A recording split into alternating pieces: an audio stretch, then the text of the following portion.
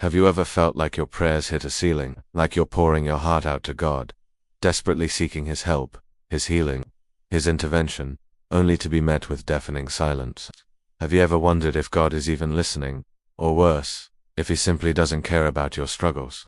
If you've experienced this, you're not alone. Recent surveys show that 73% of Christians have struggled with feeling like their prayers go unanswered, and it's one of the leading causes of spiritual doubt and crisis of faith in America today.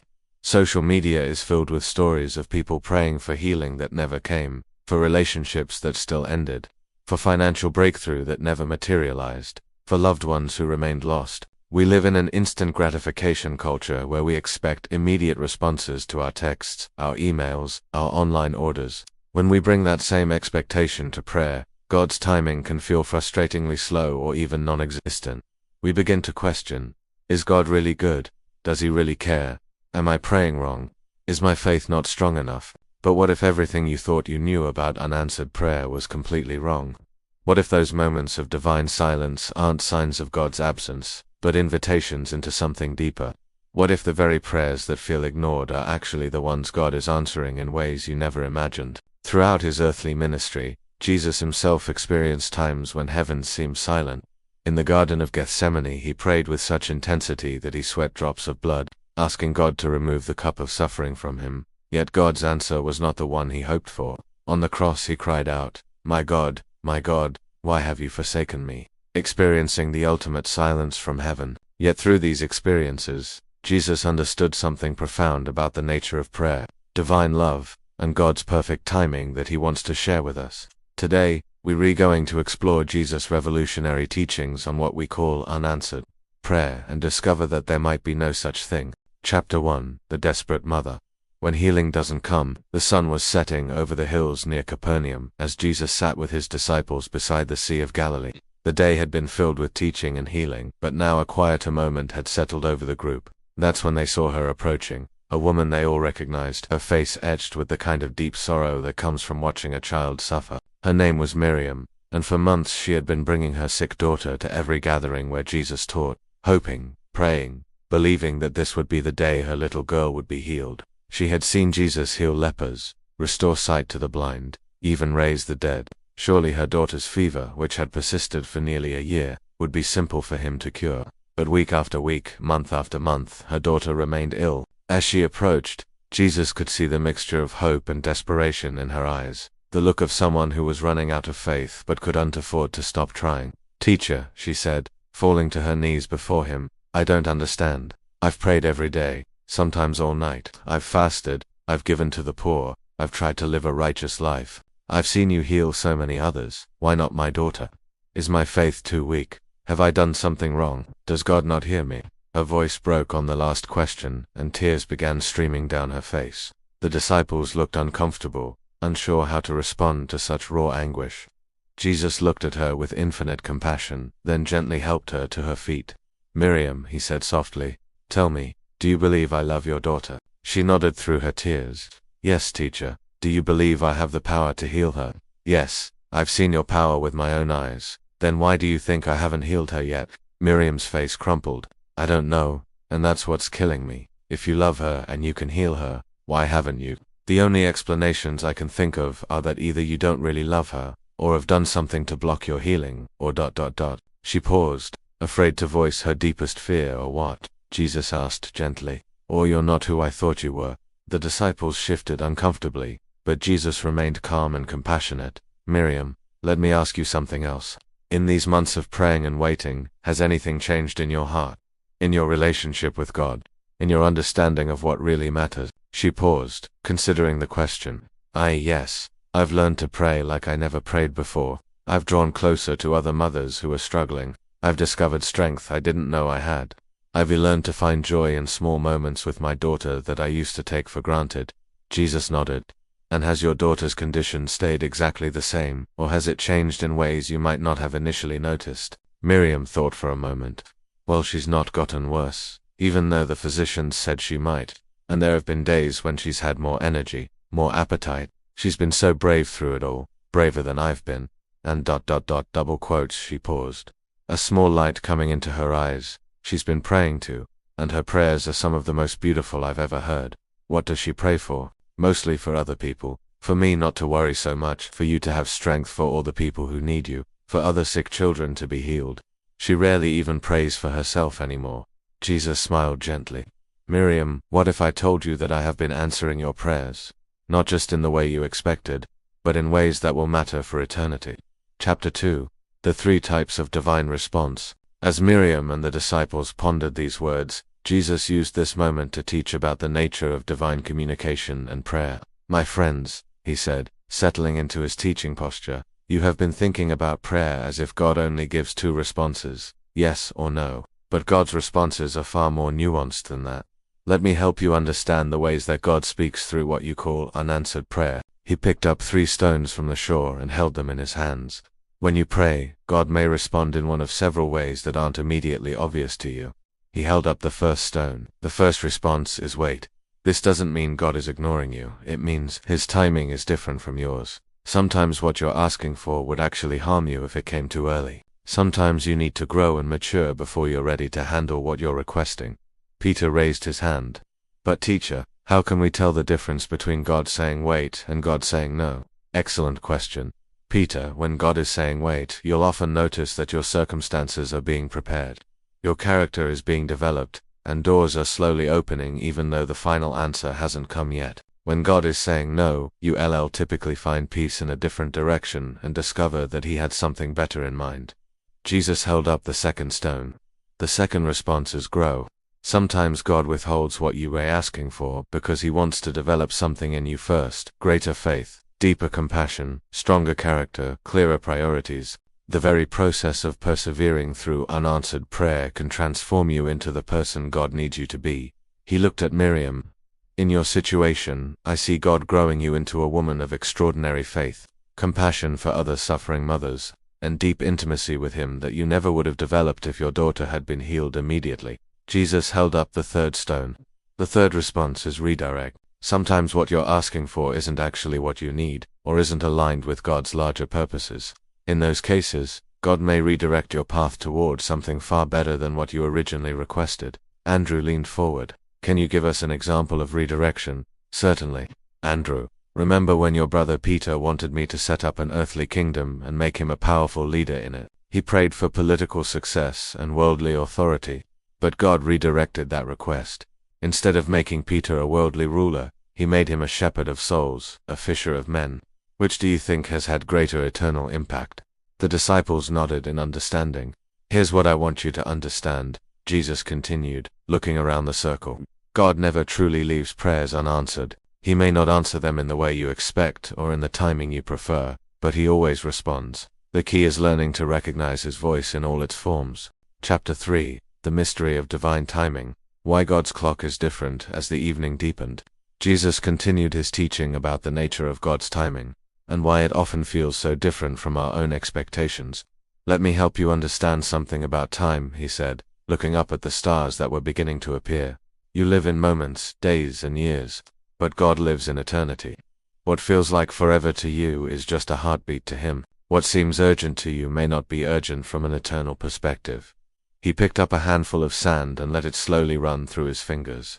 Each grain of sand represents a moment in your life. From your perspective, waiting through many grains feels endless. But from God's perspective, your entire life, all these grains together, is part of a much larger design. Martha, who had been listening quietly, spoke up. But teacher, if God lives in eternity, why doesn't he just fix everything now? Why allow suffering to continue if he has the power to stop it? Jesus looked at her with deep understanding. Martha, imagine you're teaching a child to walk. The child falls down and cries, and it would be easier for you to simply carry the child everywhere. But if you did that, what would happen? The child would never learn to walk, she replied. Exactly. Sometimes love requires allowing someone to struggle through a process, because the struggle itself creates something valuable. Strength, resilience, character, abilities that couldn't be developed any other way. He gestured toward a nearby olive tree. That tree has been growing for decades. Its roots have had to dig deep through rocky soil. Its branches have been pruned. It's weathered storms and droughts. But because of all that struggle, it now produces the most beautiful, nourishing olives. If it had been kept in a greenhouse and protected from all difficulty, Would it be as strong or productive? John shook his head. No, it would be weak and unable to bear good fruit. This is often what happens with your prayers. You ask God to remove the difficulties, to make life smooth and easy. But God knows that some of your greatest growth, your most beautiful character development, and your deepest intimacy with Him comes through the very struggles you're asking Him to remove. Jesus looked back at Miriam. Your daughter's illness has been terrible for both of you. But look at what it has produced: a prayer life you never had before, compassion for other suffering families, strength you didn't know you possessed, and a daughter who has learned to trust God and pray for others even while she's suffering. These are eternal treasures that will last long after physical healing. Thomas, ever the questioner, raised his hand. But teacher, are you saying we shouldn't pray for healing or for God to solve our problems? Not at all, Thomas. You should absolutely bring your needs and desires to God. He wants to hear from you about everything that concerns you. But you should also trust His wisdom about what's truly best for you and when it's best for it to happen. Jesus stood up and walked to the water's edge. Think of it this way: when you were children, did you ever ask your parents for something that would have been harmful to you? Maybe to eat nothing but sweets, or to never go to school, or to play with something dangerous? The disciples nodded. Did your parents love you less when they said no to those requests? Of course not, Peter replied. They said no because they loved us. Exactly. Sometimes God's no or wait is the most loving response He can give, even when it doesn't feel loving to you in the moment. Chapter 4. The Refining Process. How Struggle Shapes Character. As the night grew quieter, Jesus shifted the conversation toward one of the most important aspects of divine timing: how God uses waiting and struggle to refine character. Let me tell you about the process of refining gold, He said, settling back down with His disciples.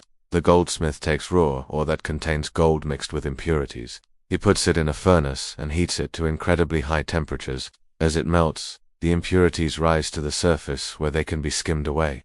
He paused to let them visualize the process. The heat is necessary for the purification. Without it, the gold would remain mixed with worthless materials. But with the heat, pure gold emerges. Beautiful, valuable, and strong. Mary Magdalene leaned forward. Are you saying that our struggles are like the fire that purifies gold? Very good, Mary. Many of the difficulties you face, including prayers that seem to go unanswered, are opportunities for God to purify your heart, clarify your priorities, and strengthen your faith. He looked around at each disciple. Peter, remember when you wanted to walk on water? What happened when you started to sink? I cried out to you to save me, Peter replied. And what did that experience teach you? Peter thought for a moment. That I needed to keep my focus on you, not on the circumstances around me, and that you would catch me when I fell. Exactly, you learned something through that moment of fear and struggle that you couldn't have learned any other way. The experience of sinking was actually part of the answer to your prayer to walk on water.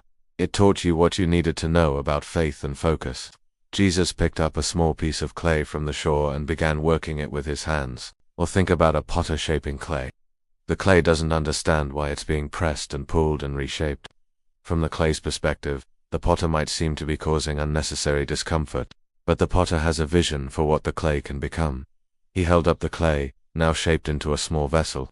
Your heavenly Father is the potter, and you are the clay. Sometimes what feels like unanswered prayer is actually the loving hands of God shaping you into something more beautiful and useful than you could imagine. Miriam, who had been quietly listening, spoke up again. Teacher, I think I'm beginning to understand. But it's still so hard when you're in the middle of it. How do we find peace during the shaping process?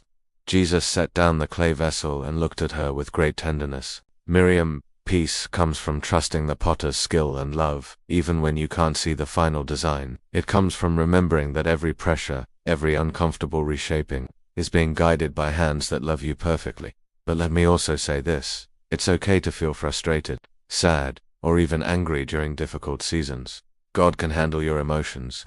He's not offended by your honest struggles. In fact, bringing those feelings to Him in prayer is often part of the refining process. He gestured toward the night sky. Look at the stars. Each one went through incredible pressure and heat to begin shining, but now they provide light for countless people across countless generations.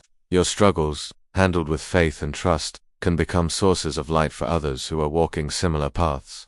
Chapter 5. The Prayer of Alignment. Discovering what God really wants. As the disciples absorbed these teachings about divine timing and refining, Jesus began to address a crucial aspect of prayer that many people misunderstand. the relationship between our desires and God's will. I want to teach you something that could revolutionize your prayer life, he said, his voice taking on a tone of gentle authority. Most people approach prayer as if they're trying to convince God to adopt their plans. They present their requests like lawyers arguing a case, hoping to change God's mind about what should happen. He picked up a small branch and drew 2 circles in the sand, one smaller circle inside a larger one. But prayer at its deepest level isn't about changing God's mind. It's about aligning your heart with God's heart. It's about discovering what He wants and learning to want it too. Philip looked puzzled. But teacher, doesn't God want us to bring our desires to Him? Did you teach us to ask for our daily bread and to present our requests to God? Absolutely, Philip. God does want you to bring your desires to Him. All of them. But He also wants to transform those desires, to refine them, to help you discover what you should truly be longing for. Jesus pointed to the smaller circle inside the larger one. The smaller circle represents your current understanding of what you need and want. The larger circle represents God's perfect will for your life. Sometimes these align perfectly, but often your circle needs to expand or shift to match His. He looked around at the disciples. When your prayers seem unanswered, it might be because God is inviting you to discover His larger vision for your life. He's not rejecting your request. He's offering you something better, something you haven't even thought to ask for yet. Matthew raised his hand. How do we know what God's will is? How do we learn to want what He wants? Excellent question, Matthew. It happens through relationship, through spending time with God, through studying His character and His ways. The more you get to know God's heart, the more your prayers naturally align with His purposes. Jesus looked at Miriam. For example, Miriam, what did you originally pray for regarding your daughter? For her to be healed immediately, she replied. And what are you praying for now? Miriam paused, considering. I still pray for her healing, but I also pray for strength to trust you, for wisdom to be the mother she needs, for her to know how much you love her regardless of whether she's sick or well. I pray for other families going through similar struggles. I pray that somehow, through our experience, you might help others. Jesus smiled. Do you see what happened? Your prayers became larger, more aligned with God's heart for not just your family, but for many families. You began to care about things that matter to God's kingdom, not just things that affect your immediate comfort. This doesn't mean your original prayer was wrong, he continued. God cares deeply about your daughter's health, but He also cares about your spiritual growth, your family's impact on others, and the ways your story might bring hope to people facing similar struggles. John leaned forward. So when our prayers aren't answered the way we expect, we should ask God to show us what He's really trying to accomplish. Yes, John, instead of just asking God to change your circumstances, also ask Him to change your heart. Pray, God, help me to see this situation the way you see it. Help me to want what you want. Show me how to align my prayers with your purposes. Jesus stood up and looked out over the water. When you pray this way, you will often discover that God was answering your prayers all along, just not in the way you initially understood them. Chapter 6. The Hidden Blessings. Recognizing God's work in unexpected ways. As the fire began to die down, Jesus gathered His disciples closer and began to teach about one of the most important skills for understanding God's responses to prayer, the ability to recognize His work even when it doesn't look like what we expected. Let me tell you a story, he began, his voice taking on the rhythmic cadence of a master storyteller. There was a farmer who prayed every day for rain for his crops. Week after week, the sky remained clear, and he began to despair that God wasn't listening to his prayers. The disciples leaned in, recognizing the beginning of one of Jesus' teaching stories. But what the farmer didn't realize was that during those weeks without rain, his crops were developing deeper root systems, searching farther down into the soil for water. When the rain finally did come, his plants were stronger and more resilient than they would have been if they had received shallow, frequent watering.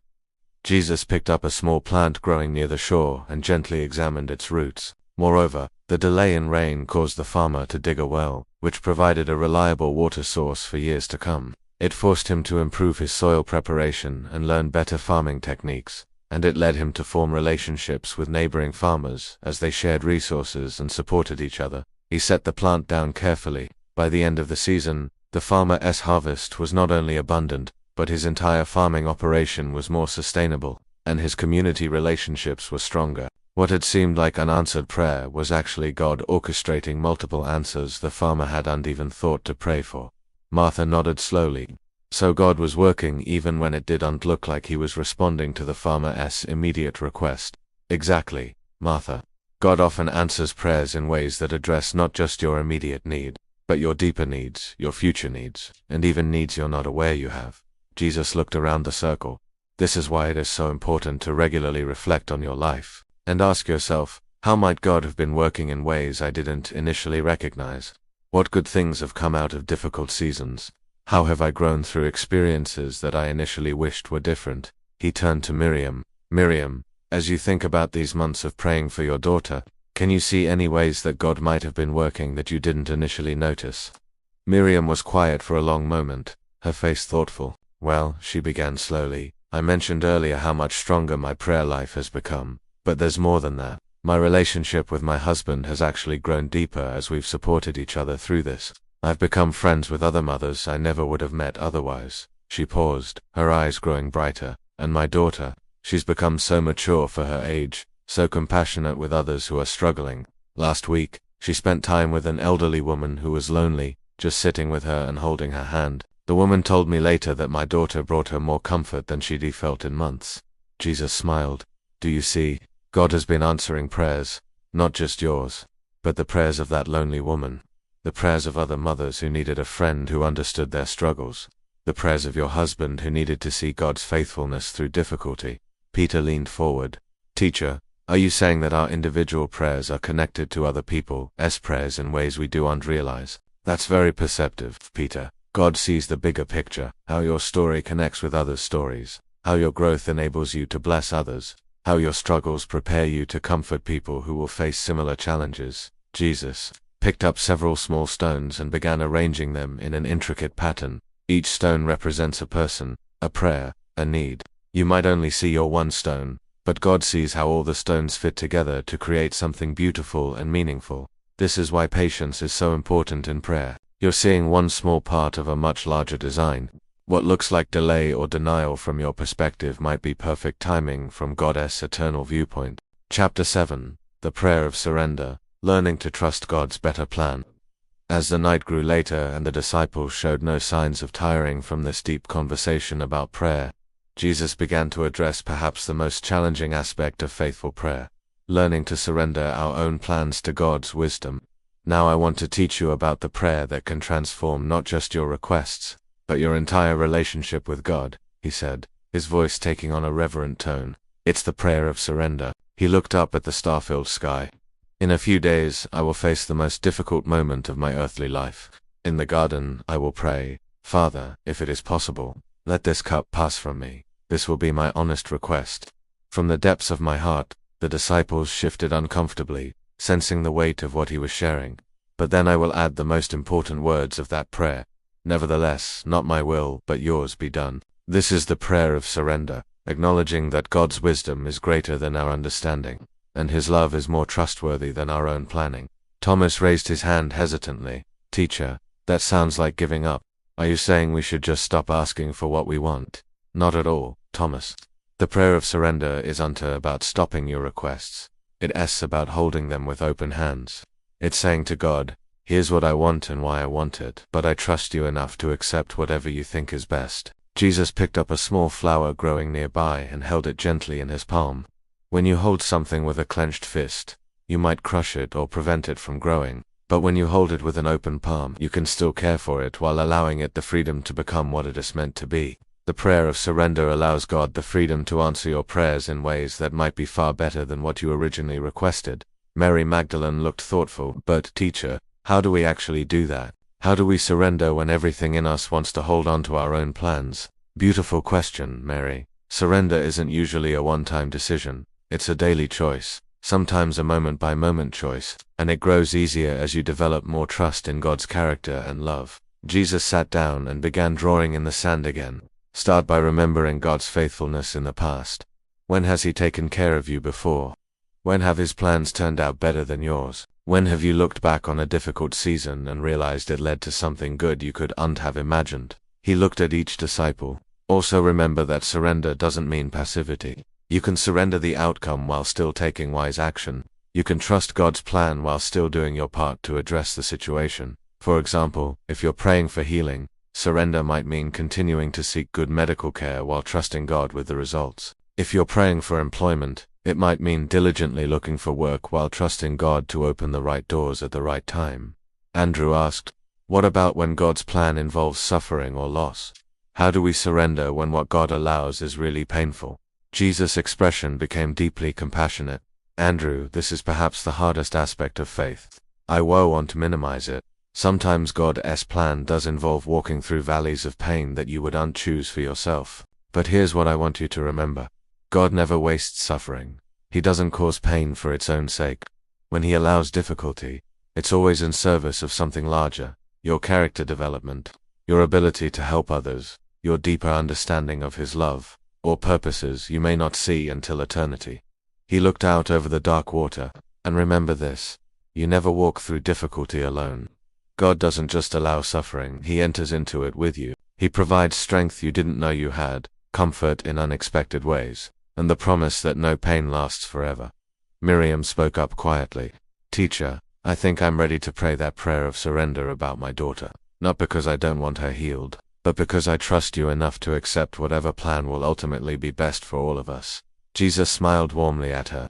Miriam, that kind of trust is one of the most beautiful prayers you could offer. And I have a feeling you'll discover that surrender doesn't lead to less blessing, but to blessings you couldn't have imagined. Chapter 8. The Persistent Widow. When to keep praying. As the conversation continued, one of the disciples raised a question that seemed to contradict what Jesus had been teaching about surrender. Teacher, James said, you've taught us about surrendering our requests to God's will, but you've also told us stories about persistent prayer, like the widow who kept coming to the unjust judge until he gave her justice. Should we keep asking for the same thing over and over, or should we ask once and then surrender? I'm confused about when to persist and when to let go. Jesus nodded approvingly. James, you've asked an excellent question that many people struggle with. Let me help you understand the difference between faithful persistence and stubborn insistence. He picked up two different types of branches, one green and flexible, the other dry and brittle. Faithful persistence is like this green branch, strong but flexible. It continues to reach toward the light while being willing to bend with the wind. Stubborn insistence is like this dry branch, rigid and likely to break under pressure. When I told you the story of the persistent widow, I wasn't teaching you to badger God or to try to wear Him down with repetition. I was teaching you about the kind of faith that doesn't give up easily, that continues to seek God even when answers don't come quickly. Jesus held up the flexible branch. Persistent prayer says, God, I'm going to keep bringing this request to you because I believe it matters to you too, but I'm also going to keep my heart open to how you might want to answer it, and I'm willing to be shaped by the process of waiting and seeking. He held up the brittle branch. Stubborn insistence says, God, I am going to keep demanding the same answer in the same way until you give me exactly what I want, regardless of what you might think is best. Peter leaned forward. So we should keep praying about the same things, but with the right heart attitude. Exactly, Peter. Keep bringing your requests to God, but also keep asking Him to shape your heart, to show you His perspective, to help you understand what He's trying to accomplish through the situation. Jesus looked at Miriam. Miriam, you've been praying for your daughter's healing for months. Have you been stubbornly insisting on one specific outcome, or have you been persistently seeking God's will in the situation? Miriam considered this. I think it started as stubborn insistence. I wanted her healed my way, on my timeline, but over time, it's become more about seeking you and trusting you. I still pray for her healing, but I also pray for wisdom, strength, and whatever you think is best. That's the difference, Jesus said. Persistent prayer that's aligned with God's heart continues to seek, continues to ask, but also continues to grow in trust and surrender. It's less about getting a specific answer and more about deepening relationship with God through the process. John asked, how do we know when to keep persisting and when to accept that God's answer might be no or not yet? Good question, John. Here are some signs that your persistent prayer is healthy. You're also praying for God's will to be done. You're growing in faith and character through the process. You're remaining open to alternative answers. You're finding peace even in the waiting. And you're able to worship and trust God even when the answer hasn't come. Jesus paused thoughtfully. But if your persistent prayer is making you bitter, resentful toward God, or close to any answer other than your specific request, it may be time to focus more on surrender and less on persistence. The goal isn't to pray until God gives in to your demands. The goal is to pray until you and God are in complete harmony about what is best for the situation. Chapter 9, The Community of Prayer. How others' faith affects our answers. As the night continued, Jesus began to teach about an aspect of prayer that many people overlook, the communal nature of faith and how others' prayers can impact our own situations. I want you to understand something important about prayer, he said, looking around at the circle of disciples. Your prayers don't exist in isolation. They're part of a larger web of prayer that includes your family, your community, and believers you may never meet. He picked up several pieces of rope and began weaving them together. Individual strands have some strength, but when they're woven together, they become much stronger. The same is true with prayer. Sometimes what you call unanswered prayer is actually God coordinating multiple prayers from multiple people to create the best outcome for everyone involved. Matthew looked puzzled. Can you give us an example of how that works? Certainly, Matthew. Imagine a man praying for a job in a specific company. At the same time, his wife is praying for their family to have stability and peace. Their child is praying for the father to be happier. The employer is praying for wisdom in hiring decisions. And another candidate is praying desperately for work, because his family is facing financial crisis. Jesus continued weaving the ropes as he spoke. God sees all these prayers simultaneously. The answer that seems to be no to the first man's specific request might actually be yes to the prayers for family stability, the child's prayers for father's happiness, and the desperate candidate's prayers for provision. Perhaps God guides the first man to a different job that is actually better suited to his gifts and provides better work-life balance for his family. The second candidate gets the job he desperately needs. The employer gets a worker who's truly grateful and motivated. Everyone's prayers are answered, just not in the way the first man initially expected. Mary raised her hand. So our individual prayers are part of God's larger plan for answering many people's prayers. Exactly, Mary. This is why it's so important to pray not just for your own needs, but for others' needs as well. When you pray for others, you become part of how God answers their prayers, and others' prayers for you become part of how God answers your prayers. Jesus held up the woven rope, now much stronger than the individual strands had been. This is also why community prayer is so powerful. When believers come together to pray about a situation, they're creating a strong cord of faith that God delights to honor. He looked at Miriam. Miriam, who has been praying with you about your daughter? Many people, teacher, my husband, my extended family, other mothers from our community, and people from our synagogue who barely know us but have been faithful to pray. And have you noticed ways that their prayers have been part of God's care for your family during this time? Miriam's eyes lit up. Yes, meals have appeared just when I was too exhausted to cook. Other mothers have taken my daughter to play with their children when Miriam's eyes lit up. Yes, meals have appeared just when I was too exhausted to cook. Other mothers have taken my daughter to play with their children when she's had good days, giving me time to rest. My husband found extra work opportunities right when our medical expenses were increasing. People have offered practical help in ways we never would have thought to ask for. Do you see? Jesus smiled. God has been orchestrating a symphony of answered prayers, using some people's prayers to meet others' needs, and using others' generosity to answer your unspoken prayers for help and support. This is why it is so important not to become isolated when you're struggling with what feels like unanswered prayer. Stay connected with your community of faith. Continue praying for others even when you're hurting. Allow others to pray for you and to be part of how God provides for your needs. James nodded thoughtfully. So when our prayers don't seem to be answered, we should look for ways God might be using other people as part of his response. Yes, James. God often answers prayers through human hands, human hearts, and human generosity. Don't just look for miraculous interventions. Also look for the ways God is working through ordinary people to provide extraordinary care. Chapter 10, The Deeper Healing. When God's answer addresses the root, not just the symptom. As the conversation deepened, Jesus began to address one of the most profound aspects of divine response, how God sometimes answers prayers in ways that address deeper needs than what we initially requested. Let me share something with you that will help you understand God's heart, he said, his voice taking on an even more gentle tone. Often what you're praying for is relief from a symptom, but what you really need is healing at a much deeper level. He picked up a small plant that was struggling to grow in rocky soil. If this plant could pray, it might ask for more water, more sunshine, better weather. But what it really needs is better soil, deeper, richer earth that can nourish its roots and help it flourish. Sometimes God does give you the water you're asking for, because he wants to. transplant you into better soil. The process of transplanting might be uncomfortable, but the result is a much healthier, stronger plant. Thomas leaned forward. Teacher, how do we know when God is trying to heal something deeper than what we're repraying about? Excellent question, Thomas.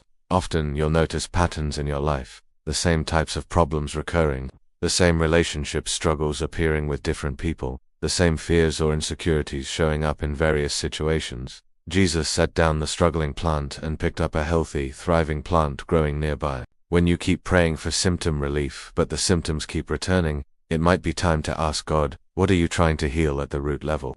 What deeper issue are you inviting me to address? He looked around at the disciples. For example, someone might repeatedly pray for better relationships, but they keep experiencing conflict with different people. The deeper issue might not be the other people, it might be patterns of communication, unhealed wounds from the past, or character issues that God wants to address. Another person might constantly pray for financial provision, but they struggle with money management regardless of how much income they have. The deeper need might be learning wisdom about stewardship, addressing anxiety about security, or discovering their identity isn't tied to their net worth. Mary Magdalene spoke up softly. Teacher, I think I understand this. Before I met you, I kept praying to feel better about myself, to find love and acceptance, but I kept looking for it in places that ultimately made me feel worse. What happened when you encountered God's love? Jesus asked gently. The deeper healing I did and even know I needed was understanding that I was already loved completely, just as I was. Once that healed, I stopped desperately searching for validation in harmful ways. The symptoms, the destructive relationships, the poor choices, they resolved themselves when the root was healed. Beautiful Mary. You discovered that God's answer to your prayers for love and acceptance wasn't to change your circumstances, but to reveal the love that was already there. That kind of healing is far more powerful and lasting than any external change could have been. Jesus looked at Miriam thoughtfully. Miriam, as you've been praying for your daughter's physical healing, have you noticed God addressing any deeper areas of your heart? Miriam was quiet for a long moment. Yes, she said finally. I've realized that I was trying to control so many things in my life, not just my daughter's health. I was anxious about everything, trying to manage outcomes I had no power over. This experience has been teaching me to trust God with things I can't control, and it's actually brought me more peace than I've ever had before. And I also realized that some of my prayers for my daughter were really about my own fears, fear of loss, fear of being seen as a failure as a mother, fear of what others would think. God has been healing those fears and helping me love her more purely, without my own anxieties getting in the way. Jesus smiled warmly. Do you see how God has been answering your prayers at the deepest level? He's been healing not just your daughter's body, but your soul, and that healing in you creates a healthier environment for your entire family. This is why patience in prayer is so important. Surface solutions are quick but temporary. Deep healing takes time but transforms everything. Chapter 11, The Unexpected Gifts, Blessings that Come Through Waiting. As the fire burned lower and the night grew quieter, Jesus began to help. His disciples recognized the unique gifts that often come specifically through seasons of waiting and unanswered prayer. I want to teach you about something that might surprise you, he said. Repositioning some of the glowing coals to bring more warmth to their circle. Some of life's most precious gifts can only be received through the process of waiting for answered prayer. These are blessings you would never experience if God answered every request immediately. He looked around at their faces, illuminated by the firelight. What are some of these unique gifts that come through waiting? Peter raised his hand. Patience, I suppose. Yes, Peter. But let's think deeper than just character traits. What about intimacy with God? When everything is going smoothly and your prayers are answered quickly, how much time do you typically spend in deep communion with God? The disciples looked at each other, realizing the truth of what he was saying. But when you're walking through a season where you need God desperately, where you're depending on Him day by day, hour by hour, how does that affect your prayer life, your awareness of His presence, your hunger for His word? Matthew nodded. It becomes much more intense, more real. When I was struggling with leaving my old life behind, I talked to God more honestly than I ever had before. Exactly, Matthew. Crisis and waiting have a way of burning away superficial spirituality and creating authentic relationship with God. Some people discover God's presence more clearly during seasons of unanswered prayer than they ever do during easy times. Jesus picked up a piece of wood that had been slowly burning in the fire. See how the fire has changed. This wood, it's not the same as when we started.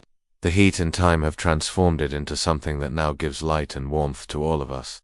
In the same way, the process of waiting for answered prayer can transform you into someone who provides light and warmth to others in ways you never could have before. He looked at Miriam. Miriam, what gifts have you received during these months of praying for your daughter that you would have received if she had been healed immediately? Miriam thought carefully. A deeper prayer life, like you said, but also I've discovered strength I didn't know I had. I've learned to find joy in small moments. I've developed compassion for other suffering people that I never had before.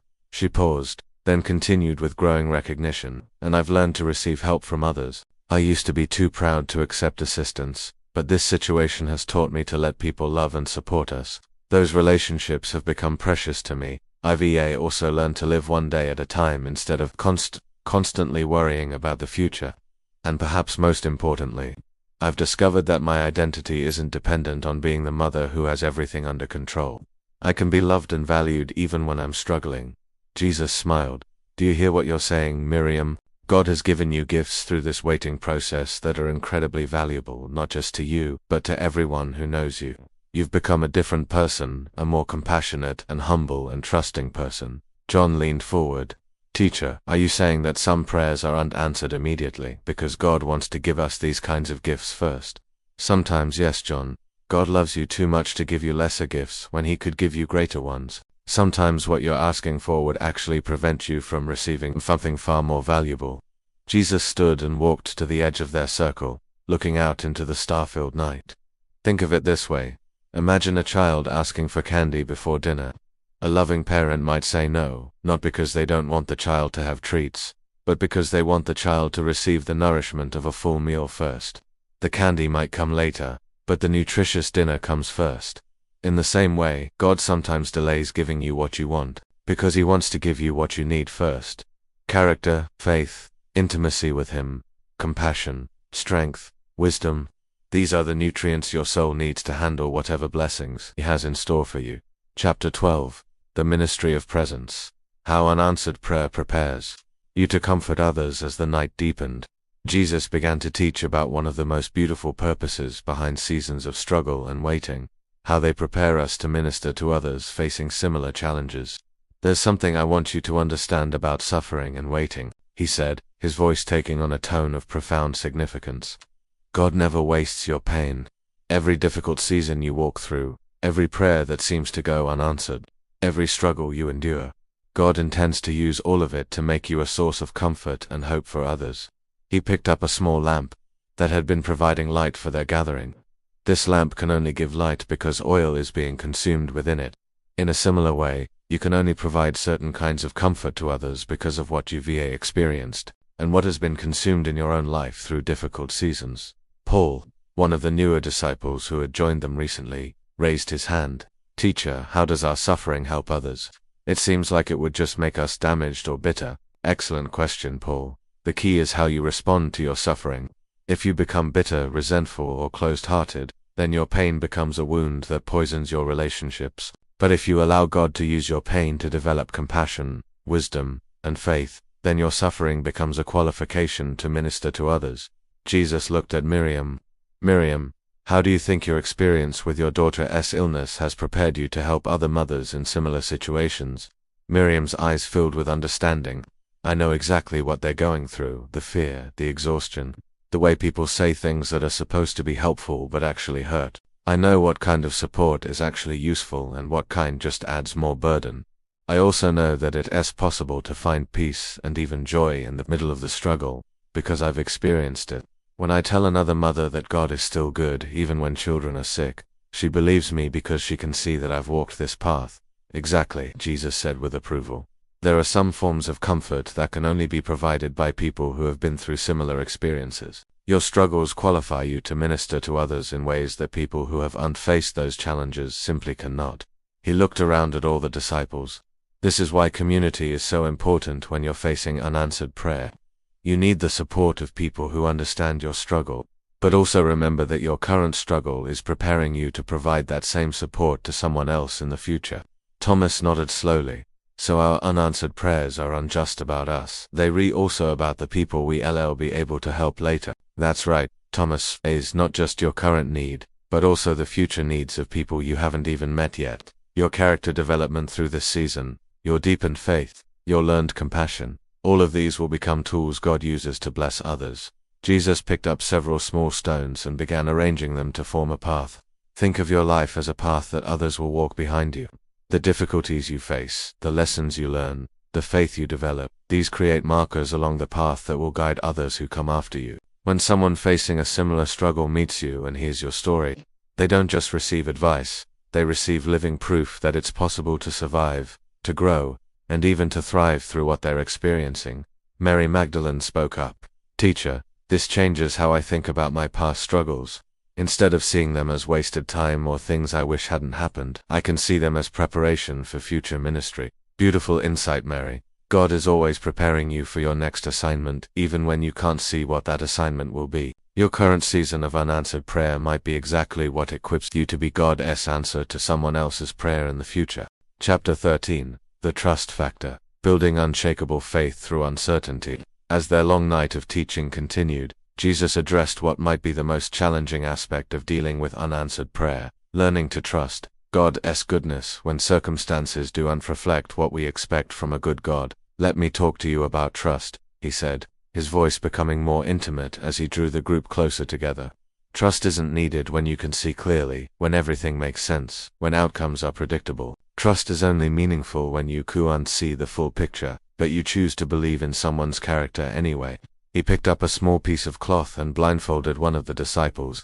"Peter, can you trust me to guide you safely, even though you couldn't see where we were going?" Peter nodded. "Yes, teacher, because I know your character. I know you love me and would never lead me into harm." Jesus gently guided Peter a few steps, then removed the blindfold. That's exactly what faith is like when prayers seem unanswered. You can't see where God is leading, you can't understand his timing, you can't predict his methods, but you can trust his character. He sat back down. The question isn't whether God is good only when you can see evidence of his goodness. The question is whether God is good even when the evidence isn't clear to you yet. Andrew raised his hand. "But teacher, how do we build that kind of trust? How do we keep believing God is good when we're in pain and he seems absent?" Great question, Andrew. Trust is built the same way physical strength is built, through exercise. Every time you choose to trust God despite confusing circumstances, your faith becomes stronger. Jesus looked around the circle. Think about the people you trust most in your life. Did that trust develop instantly, or did it grow over time as they proved themselves faithful? Over time, several disciples answered. The same is true with God. Every time you look back and realize God was faithful, even when you could unsee it at the time, your trust grows. Every time you witness his provision, his protection, his guidance in your life or others' lives, your confidence in his character increases. He gestured toward the night sky. You trust that the sun will rise tomorrow morning, even though you can't see it right now. Why? Because you've seen this pattern countless times before. In the same way you can trust God's faithfulness even during dark seasons, because you've seen evidence of his reliability in the past. Miriam spoke up. "Teacher, I've been thinking about all the times in my life when things didn't go as I planned but turned out better than I expected. When I was younger, I wanted to marry someone who ultimately wasn't right for me. I was heartbroken when that relationship ended, but if it hadn't, I never would have met my husband." Perfect example, Miriam. You can use those past experiences as building blocks for trust during current uncertainties. God has shown you his wisdom and care before. That's evidence you can lean on when you can't see clearly in the present moment. Jesus stood and walked to the water's edge. Trust also grows when you focus on what you do know about God rather than what you don't understand about your circumstances. What do you know for certain about God's character? What has he revealed about his love, his faithfulness, his wisdom? When confusion about your situation threatens to overwhelm your faith, return to these foundational truths about who God is. John nodded. So instead of asking why is God allowing this, we should ask, what do I know about God that I can hold on to during this difficult time? Exactly, John. Questions about circumstances may not have immediate answers, but questions about God's character have been answered clearly through Scripture, through Jesus' life and teachings, and through your own experience of his faithfulness. Chapter 14. The Worship Response. Praising God before the answer comes. As the night progressed, Jesus introduced a concept that would challenge everything the disciples thought they knew about prayer and faith. The idea of worshipping God even when prayers seemed unanswered. I want to teach you about something that might seem counterintuitive, he said, his voice filled with anticipation. One of the most powerful responses to unanswered prayer isn't more pleading, more bargaining, or more frustration. It's worship. The disciples looked puzzled. Thomas voiced what they were all thinking. Teacher, how can we worship God when we are disappointed with his response, or lack of response to our prayers? Jesus smiled at their confusion. Thomas, let me ask you this. Is God worthy of worship only when he gives you what you want, when you want it? Thomas shifted uncomfortably. Well, no, of course not. God is worthy of worship because of who he is, not just because of what he does for us. Exactly. So if God is worthy of worship because of his character, his love, his wisdom, his faithfulness, his goodness, then he remains worthy of worship even when you don't understand his actions or timing. Jesus picked up a small musical instrument that one of the disciples carried and played a soft, beautiful melody. Worship during seasons of unanswered prayer is one of the purest forms of faith. It says, God, I don't understand what you're doing, but I trust who you are. I may not like my circumstances, but I still believe in your goodness. Mary looked thoughtful. But, teacher, doesn't that seem dishonest? If we're hurting or confused, isn't it fake to praise God? Not at all, Mary. Remember, worship isn't about denying your emotions or pretending everything is fine. You can be honest about your pain while still acknowledging God's worthiness. Jesus set down the instrument. Think of it like this. Imagine you have a friend who has been incredibly loyal, loving, and wise in their relationship with you over many years. Then they make a decision you don't understand, something that seems to hurt you. Are they no longer worthy of your respect and affection? Or do you trust their character enough to believe they have reasons you can't see yet? Peter nodded slowly. I think I would trust their character and assume they know something I don't. That's the heart of worship during difficult seasons. It's saying, God, based on everything I know about your character, I'm going to trust you even though I don't understand this situation. Jesus looked at Miriam. Miriam, have there been moments during your daughter's illness when you felt moved to worship God despite your circumstances? Miriam was quiet for a moment. Yes, actually. There was one evening when my daughter was having a particularly difficult night, and I was feeling completely overwhelmed. But then I looked at her face, and despite her pain, she had such peace. She was even humming a little song. In that moment, I felt this overwhelming gratitude for who she is, for the privilege of being her mother, for the strength God had given both of us. I found myself thanking God, not for the illness, but for his presence with us through it, for the love in our family, for the way he had sustained us. How did that worship affect your heart? Jesus asked. It changed everything. The circumstances didn't change, but my perspective did. I felt God's presence more strongly than I had in weeks. And somehow, I had more strength to face the next day. Jesus smiled. Do you see what happened? Your worship didn't change God. He was already present and loving, but it changed your ability to perceive his presence and receive his strength. Worship during trials isn't about manipulating God or earning his favor. It's about positioning your heart to receive what he's already offering, his presence, his peace, his strength, his love. James leaned forward. So worship could actually be a form of prayer itself, not asking for something, but acknowledging who God is. Beautiful insight, James. Worship is perhaps the highest form of prayer, because it's the least focused on your needs and the most focused on God's worthiness. And ironically, it often results in receiving exactly what your heart needs most. Chapter 15, The Timing Mystery. Understanding kairos versus chronos time. As their conversation deepened, Jesus began to address one of the most perplexing aspects of prayer, why God's timing often seems so different from human expectations. Let me help you understand something about time that will transform how you think about answered prayer, he said, drawing two different patterns in the sand. Humans think about time in one way, but God operates according to a different kind of time altogether. He pointed to the first pattern, a straight line with evenly spaced marks. This represents chronos time, clock time, calendar time, the way you measure minutes, hours, days, and years. This is the time you live in day by day. Then he pointed to the second pattern, a spiral with various points marked at seemingly random intervals. But this represents kairos time, the time of divine opportunity, perfect moments, appointed seasons. This is the time God operates in. Thomas looked at the patterns with confusion. What's the difference, teacher? Chronos time asks, when will this happen?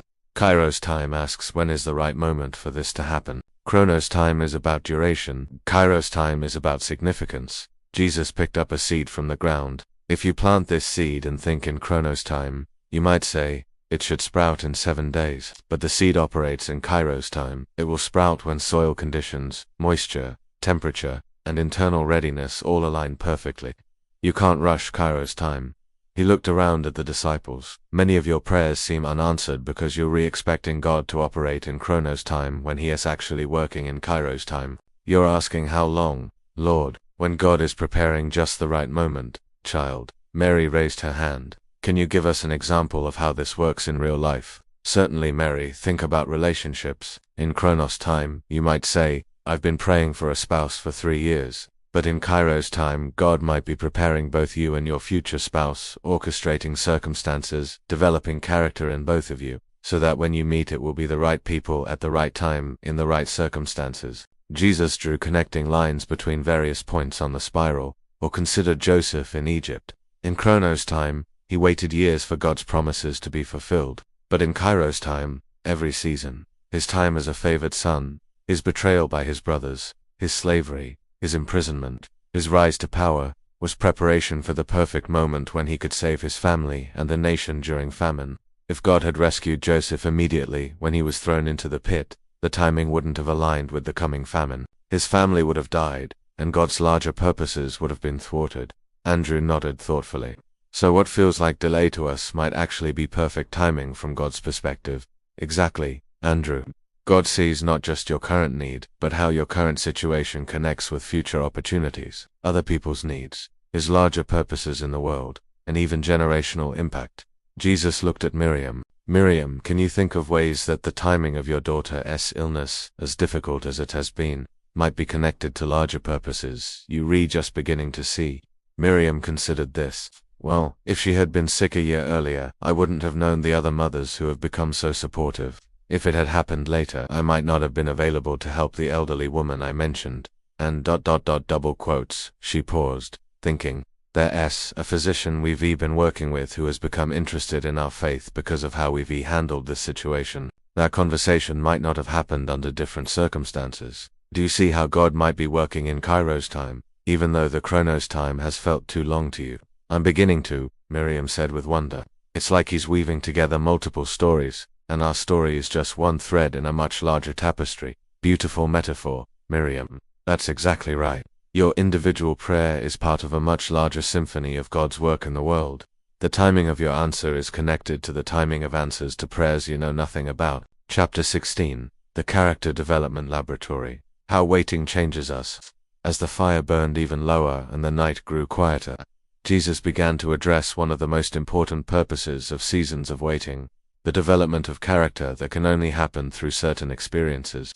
I want you to think of unanswered prayer as God's character development laboratory, he said, his voice taking on the tone of a master craftsman explaining his process. Some qualities can only be developed through specific types of experiences, and some of those experiences require waiting, uncertainty, and even struggle.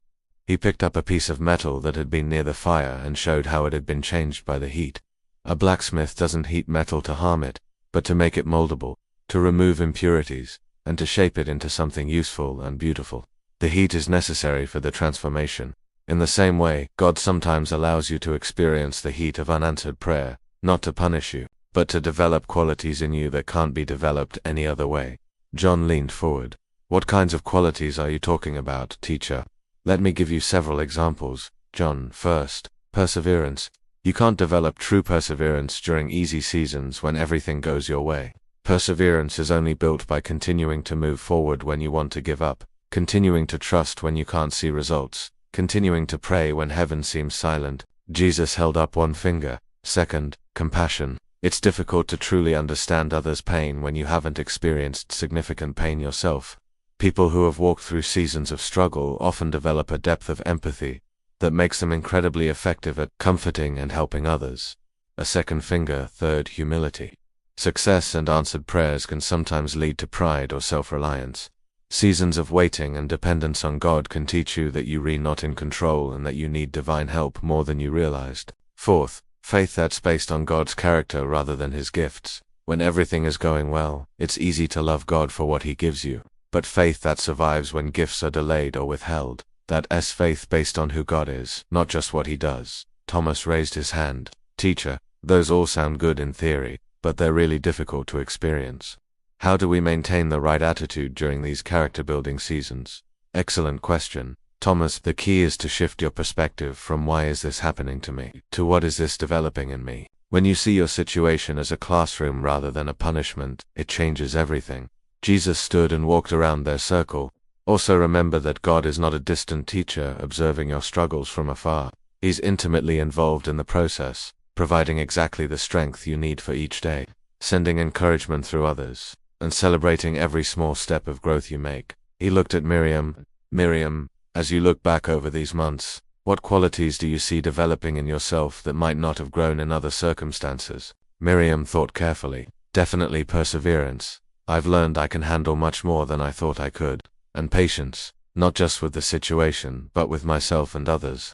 I've become more grateful for small things I used to take for granted. She paused. But I think the biggest change is that I've learned to find my identity in being God's beloved daughter rather than in being the mother who has everything under control. That's been painful to learn, but also incredibly freeing. Jesus smiled warmly. Those are precious gifts, Miriam, and notice that they're not just temporary benefits that will disappear when your situation changes. These are permanent character developments that will serve you and everyone around you for the rest of your life. This is why God sometimes allows the classroom of unanswered prayer to continue longer than you would choose.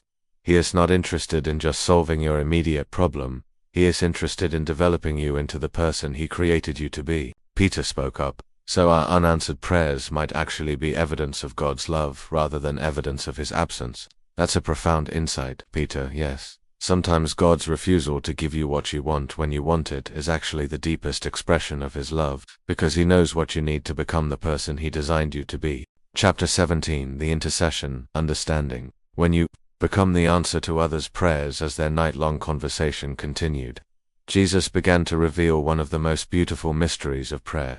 How our own experiences with waiting and struggle often position us to become God's answers to other people's prayers.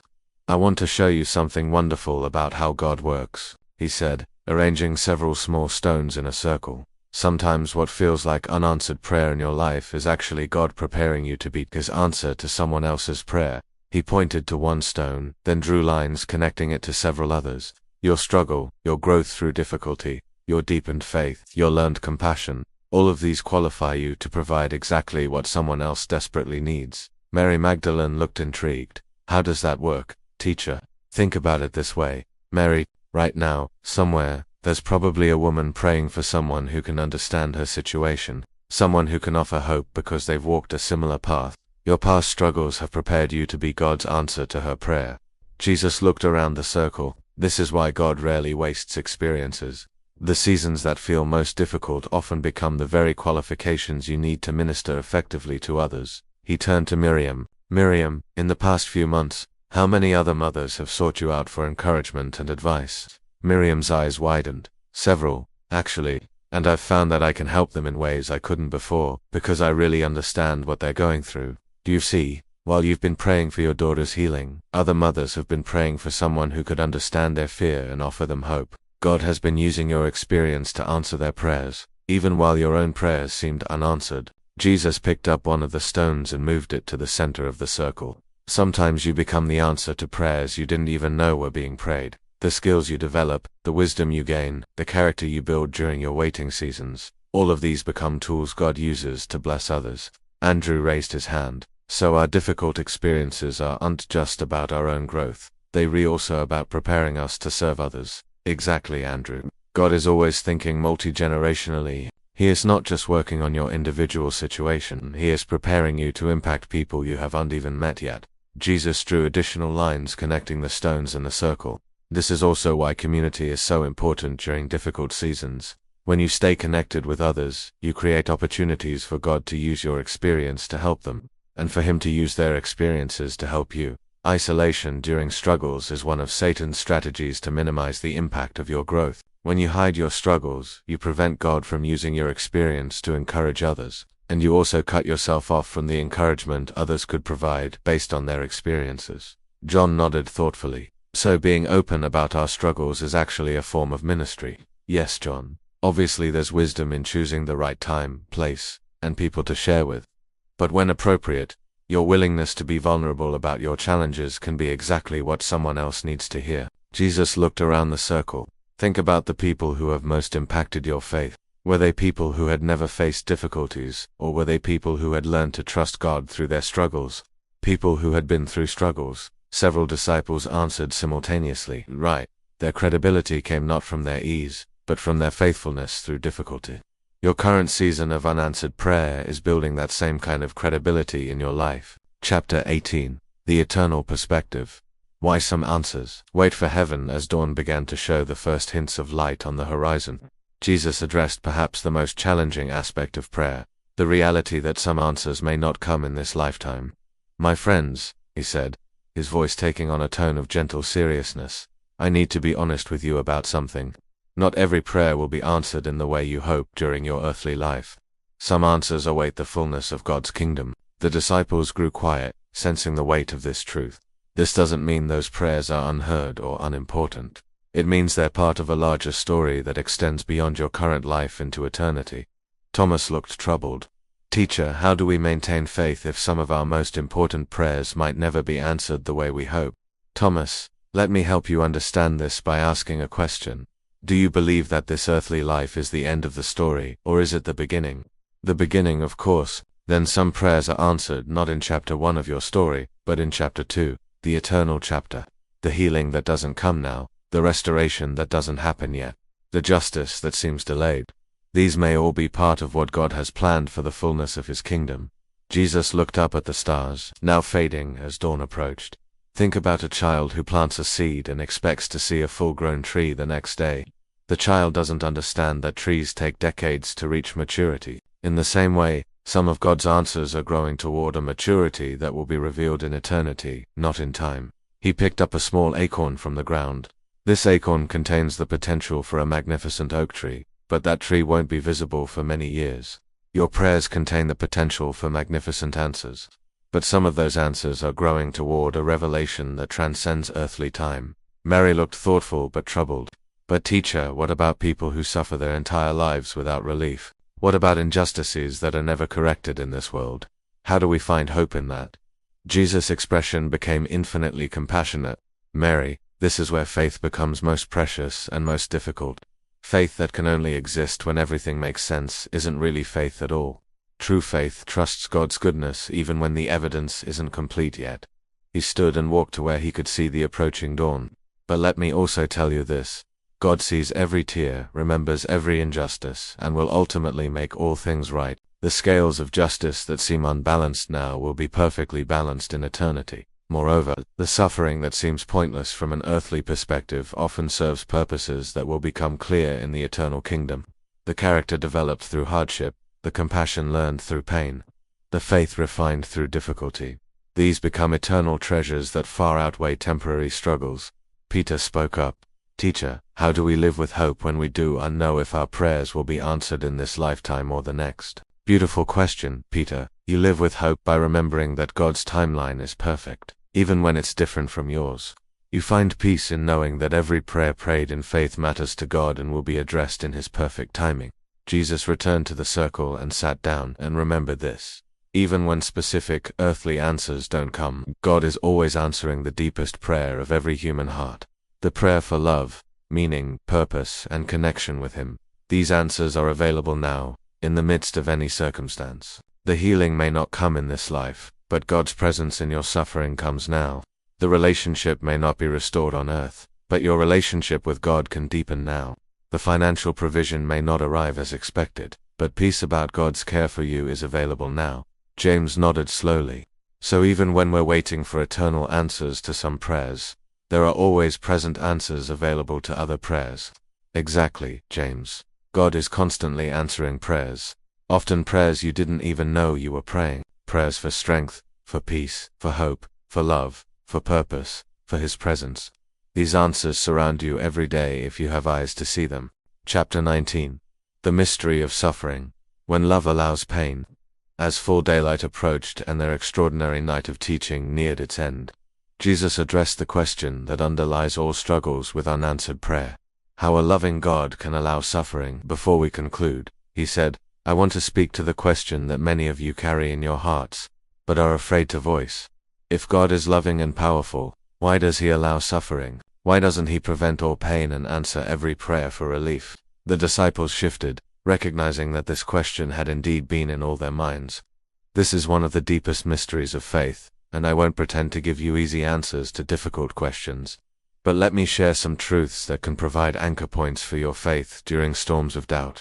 Jesus picked up a piece of cloth and held it up to catch the morning light. First, remember that love and the elimination of all difficulty are not the same thing. A parent who truly loves their child doesn't remove every obstacle, challenge, or opportunity for growth from the child's life. In fact, a parent who prevented their child from ever experiencing any difficulty would actually be harming the child's development. The child would never learn resilience, problem-solving, empathy, or the satisfaction of overcoming challenges. He set down the cloth. God's love is not the love that makes life easy. It is the love that makes you capable of handling life's difficulties. It is not the love that removes all pain. It is the love that transforms pain into purpose. Thomas raised his hand hesitantly. But teacher, what about suffering that seems truly pointless? What about tragedies that destroy lives and create no apparent good? Jesus' face grew grave. Thomas, you're asking about one of the most difficult aspects of living in a broken world. Sin, evil, and the consequences of human choices create suffering that God grieves over just as much as you do. God didn't create a world with cancer, accidents, violence, or natural disasters. These things exist because the whole creation has been affected by the presence of sin and evil. In a very real sense, God is not the author of these tragedies. He is the one working to redeem and heal them. Jesus looked around at all of them, but even in the midst of suffering that seems pointless, God can bring meaning, purpose, and ultimately healing. He specializes in bringing beauty from ashes, joy from mourning, and purpose from pain. This doesn't mean the pain is good, or that God caused it for some higher purpose. It means that God is so powerful and so loving that he can bring good even out of evil, meaning even out of meaninglessness. Mary Magdalene spoke softly, so God suffers with us when we suffer. Yes, Mary, God is not distant from your pain. In fact, through my own life and death, God has entered into human suffering in the most intimate way possible. When you suffer, you're not suffering alone. You're sharing in something that God himself has experienced. Jesus' voice became even more tender, and because God has experienced the depths of human pain, he understands your struggles in ways that no one else can. Your prayers from the midst of suffering reach the heart of one who knows exactly what you're feeling. This is why you can trust God with your unanswered prayers, even when you don't understand his timing or his methods. You're not trusting someone who has never walked through difficulty. You're trusting someone who has faced the ultimate difficulty and emerged victorious. Chapter 20, The Hope That Sustains. Living in the space between request and answer. As the sun fully rose and their night of profound teaching came toward its conclusion, Jesus offered final guidance on how to live faithfully in the space between praying and receiving answers. As we end our time together, he said, I want to give you practical wisdom for living in the gap between your prayers and their answers, because that is where most of life actually happens. He gestured toward the sunrise. See how gradually the light comes. It didn't happen all at once, but slowly, steadily, the darkness gave way to dawn. This is often how God works in your life. Gradually, steadily, but sometimes so slowly that you don't notice the progress day by day. Living faithfully in the waiting requires what I call hope habits, daily practices that keep your heart anchored to God's goodness, even when circumstances are difficult. Jesus began counting on his fingers. First, gratitude. Every day, identify specific things you can thank God for. Not just big things, but small daily gifts. Food, friendship, shelter, the ability to see, to breathe, to love. Gratitude keeps your heart soft and aware of God's constant care. Second, service. Don't let waiting for your own answers cause you to become self-absorbed. Look for ways to help others, to use your gifts, to make a difference in your community. Often serving others while you're waiting helps you gain perspective on your own situation. Third, study. Learn more about God's character through Scripture, through the stories of others who have waited faithfully, through observing his creation. The more you understand about who God is, the easier it becomes to trust him when you don't understand what he's doing. Fourth, community. Don't isolate yourself during difficult seasons. Stay connected with other believers who can pray for you, encourage you, and remind you of God's faithfulness when your own memory grows dim. Peter raised his hand. Teacher, what about when these habits feel empty or forced? What about when we're too discouraged to practice gratitude or too tired to serve others? Excellent question, Peter. There will be seasons when these practices feel difficult or even hollow. During those times, remember that faith is not primarily about how you feel, it's about what you choose to do despite how you feel. Jesus picked up a water jug and poured some water into a cup. A well provides water not because it feels like flowing, but because it's connected to an underground source. In the same way, your spiritual practices connect you to God's presence and strength. Even when you do, you and feel particularly spiritual. Start small during difficult seasons. If gratitude feels impossible, just acknowledge one small gift. If serving others feels overwhelming, do one small act of kindness. If prayer feels hollow, just whisper, "Help me, God." These small acts of faith create openings for God's grace to flow into your life. Miriam raised her hand. Teacher, as I think about continuing to pray for my daughter while also accepting that healing might not come in the timing I want, how do I hold both hope and surrender together? Jesus smiled at the profound nature of her question. Miriam, you've asked about one of the most mature aspects of faith. Hope and surrender aren't opposites, they're partners. Hope says, God can do anything. Surrender says, God knows what's best. You can continue hoping and praying for your daughter's healing, while also trusting that God's plan, whether it includes immediate healing, gradual healing, or a different kind of redemption, will ultimately be better than anything you could plan yourself. This kind of faith says, God, I'm going to keep asking for what I believe is best, but I trust you enough to accept whatever you think is actually best. That's not giving up. That's mature faith. As the disciples prepared for another day of ministry, Jesus gathered them close for his final words on the mystery of unanswered prayer. My friends, he said, you came to this conversation troubled by prayers that seem to go unanswered. I hope you now understand that there are actually very few truly unanswered prayers. He looked at each of them individually. What you've called unanswered prayer is often God answering your prayers in ways that are different from what you expected, better than what you requested, more comprehensive than what you imagined, perfectly timed according to his wisdom designed to bless not just you but others as well. God hears every prayer, cares about every concern, and responds to every request, though not always in the way or timing you would choose. Jesus stood and prepared to lead them toward the village. The secret of unanswered prayer is this: God's responses are always motivated by perfect love and guided by perfect wisdom. When you trust this truth, even delays and redirections become evidence of God's care rather than evidence of his absence. He paused and looked back at Miriam. Miriam, are you ready to continue your journey of prayer with new understanding? Miriam's face was radiant with peace. Yes, teacher. I see now that God has been answering my prayers all along, just not only in the way I was looking for. I can continue praying for my daughter's healing, while also thanking him for all the ways he has already been working in our situation. And I realize that my own growth through this experience may be part of how God answers other mothers' prayers for hope and encouragement. Our family's story is connected to a larger story that I'm only beginning to understand. Jesus smiled with deep satisfaction. That understanding, Miriam, is worth more than any quick answer to prayer could have been. You've learned to see with God's eyes, to trust with God's heart, and to hope with God's perspective.